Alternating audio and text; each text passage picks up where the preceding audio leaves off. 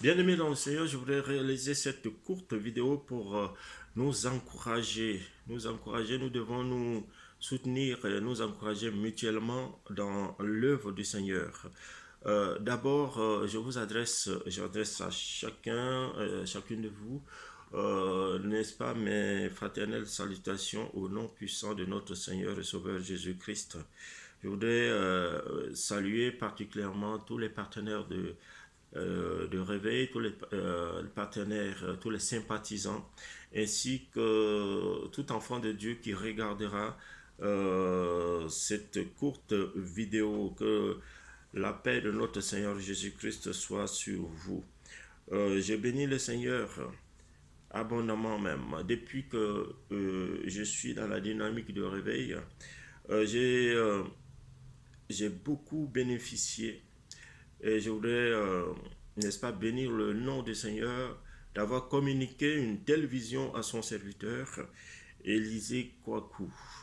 Que le Seigneur continue par l'utiliser puissamment pour sa gloire, pour transformer des vies et répandre le feu de réveil dans les nations.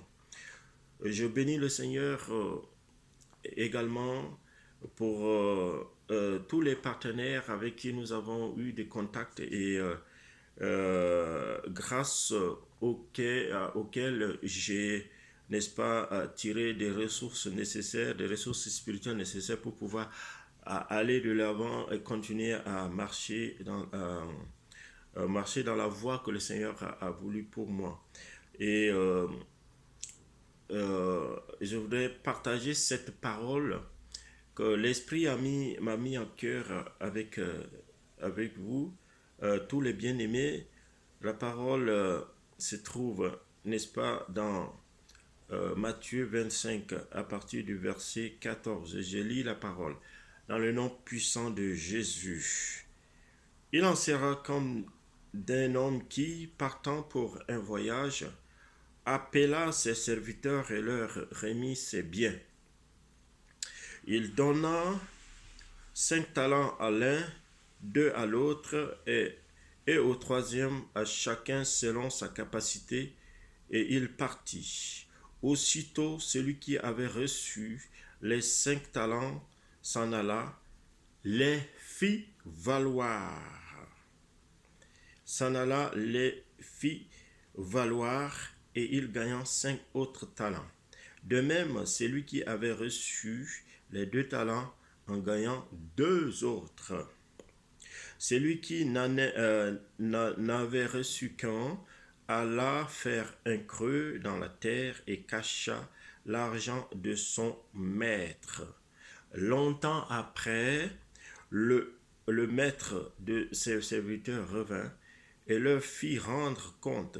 Celui qui avait reçu les 5 talents s'approcha en apportant 5 autres talents. Et il dit, Seigneur, tu m'as remis 5 talents et voici j'en ai gagné 5 autres. Son maître lui dit, c'est bon, c'est bien, bon et fidèle serviteur. Tu as été fidèle en peu de choses, je te confierai beaucoup. Entre dans la joie de ton maître.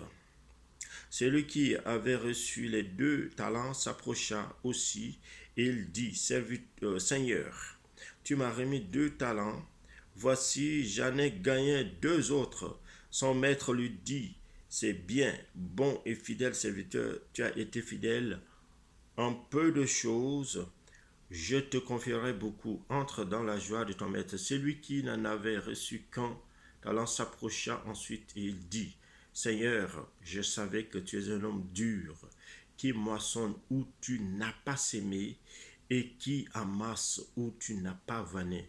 J'ai eu peur et je suis allé cacher ton talent dans la terre. Voici, prends ce qui est à toi. Son maître lui répondit, serviteur méchant et paresseux, tu savais que je moissonne et où je n'ai pas semé, et que j'amasse où je n'ai pas vanné. Il te fallait donc remettre mon argent au banquier, et à mon retour, j'aurais retiré ce qui est à moi avec un intérêt. Ôtez-lui donc le talent et donnez-le à celui qui en a les 10 talents, car on donnera à celui qui a, et il sera dans l'abondance. Mais à celui qui n'a pas, on ôtera même ce qu'il a. Et le serviteur inutile, jetez-le. Jetez-le dans les ténèbres de dehors, où il y aura des pleurs et des grincements du temps. Amen. Jusque-là, la parole. Je voudrais, n'est-ce pas, nous encourager, mais fortement nous encourager par cette parole, parce que j'ai pris la décision, n'est-ce pas, d'accepter la responsabilité qui est celle d'être lieutenant de réveil dans la région Auvergne-Rhône-Alpes. Et donc, je suis précisément à Lyon.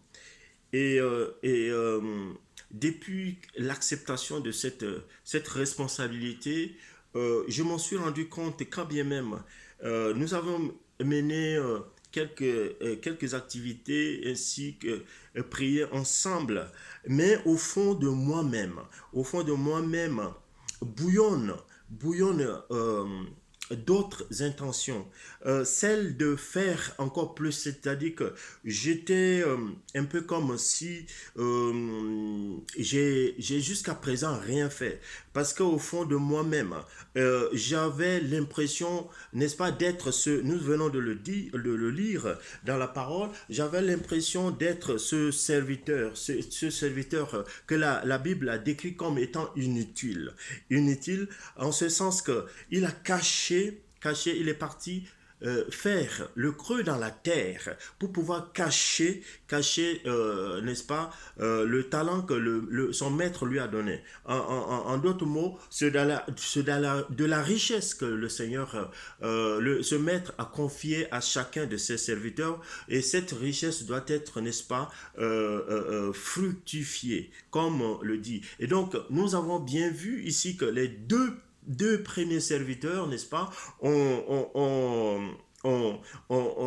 fait fructifier ce que leur maître leur a donné, et ils sont venus rendre compte.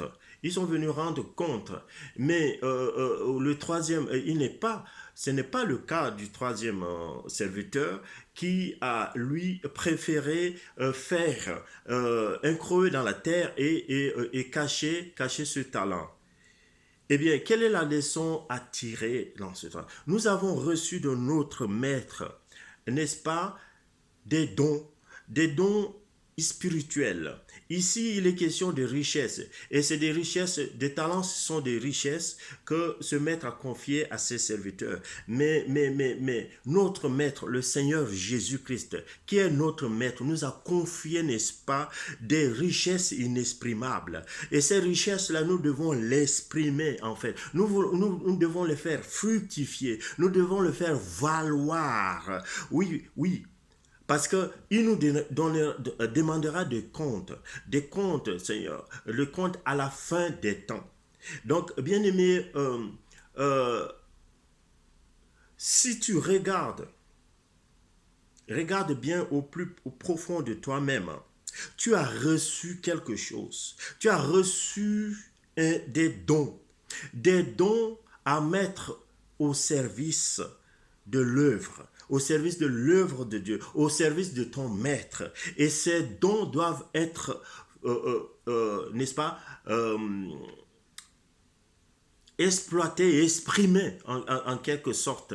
Et nous avons, grâce, le Seigneur nous a fait le don, c'est un don encore, nous a fait un don de la dynamique de réveil. Pour moi, être dans la dynamique de réveil, c'est un don inexprimable. Et nous avons beaucoup reçu de la dynamique de réveil, et c'est le moment, et c'est le temps. Il est grand temps, n'est-ce pas, d'aller, n'est-ce pas, impacter des vies avec ce que nous avons reçu, en fait. Si nous continuons par garder, nous ne sommes pas loin de ce troisième serviteur qui a gardé son talent et est venu faire un rapport bidon à son maître. que nous ne soyons pas de ceux-là qui, à la fin des temps, vont faire un rapport bidon à leur maître. Mais soyons ressemblants plutôt au premier serviteur, sinon au deuxième. Mais j'encourage chacun à viser la tête, c'est-à-dire à viser le premier serviteur. Oui, chacun a reçu selon ses capacités. Et chacun doit, n'est-ce pas, faire valoir selon ses capacités. Le Seigneur te connaît. Le Seigneur te connaît avant que tu ne sois tissé dans le sein de ta mère. Et le livre, le Psaume 139 le dit. Le Seigneur a un projet pour toi. Et pour l'accomplissement de ces projets, eh bien, il a mis en toi des dons.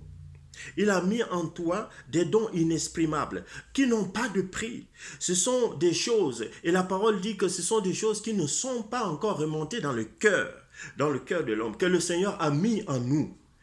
Ayons conscience de cela. Ayons conscience de cela, et lorsque nous allons avoir conscience, suffisamment conscience de cela, ça sera plus facile pour nous de nous lever, en fait. De nous lever pour notre maître, de nous lever pour aller fructifier ces dons-là et être en mesure de faire un rapport digne de ce nom, un rapport qui réjouira le cœur de notre maître, Seigneur Jésus. Bien-aimés, bien-aimés, levons-nous, levons-nous, levons-nous, levons-nous. Parce que nous sommes trop longtemps restés assis. Pour voir la main de Dieu et la gloire de Dieu se manifester, il nous faut nous mettre debout comme des vaillants soldats et aller impacter notre monde, aller impacter notre entourage avec les dons que le Seigneur a mis en nous. Que le Seigneur nous fortifie.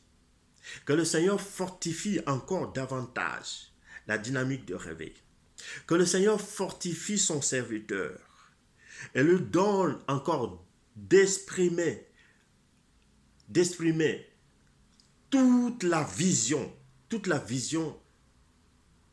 qu'il a mise en lui.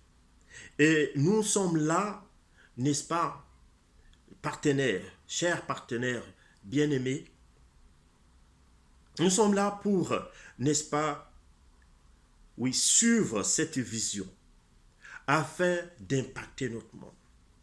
Eh bien, pourquoi le ferons-nous? Parce que le salut des âmes en dépend. Le salut des âmes en dépend.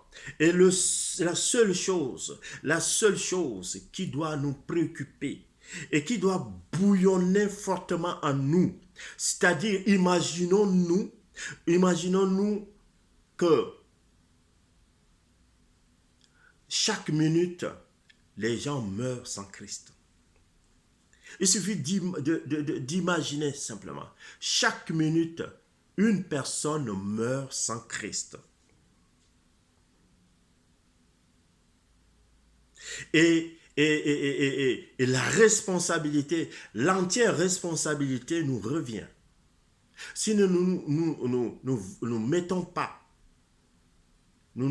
debout pour pouvoir aller faire des nations les disciples, pour pouvoir impacter les vies, eh bien, nous allons ressembler fortement à ce troisième mauvais serviteur. Voulons-nous ressembler à ce mauvais serviteur? Moi, non. Je refuse cela. Je refuse cela aussi pour tous les partenaires de réveil. Et tu connais la raison qui t'a amené dans cette dynamique de réveil. Je prends l'exemple que dans nos églises respectives, et si on remarque bien la chose qui manque, ce n'est pas la soif et la passion des âmes. La soif et la passion des âmes. C'est ça qui manque dans nos assemblées. Et le Seigneur a suscité cet instrument pour pouvoir nous amener dans cette dimension, en fait. Dans une dimension de soif. La soif de salut des âmes. Bien-aimés, prenons conscience. Prenons conscience et revenons au pied de la croix pour être relevés si nous sommes tombés. Relevons-nous rapidement et mettons-nous au service du roi des rois pour un bon rapport à la fin des temps. Que ce message, bien-aimé, soit un encouragement pour nous tous.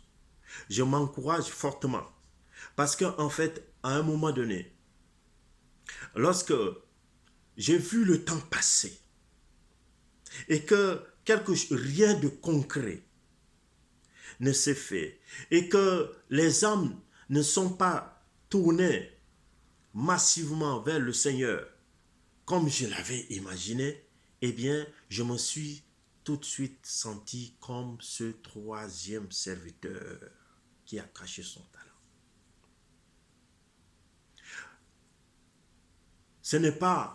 Je ne cherche pas à amener qui que ce soit dans un sentiment de culpabilité, mais plutôt une prise de conscience qui va, n'est-ce pas, nous aider à nous lever et faire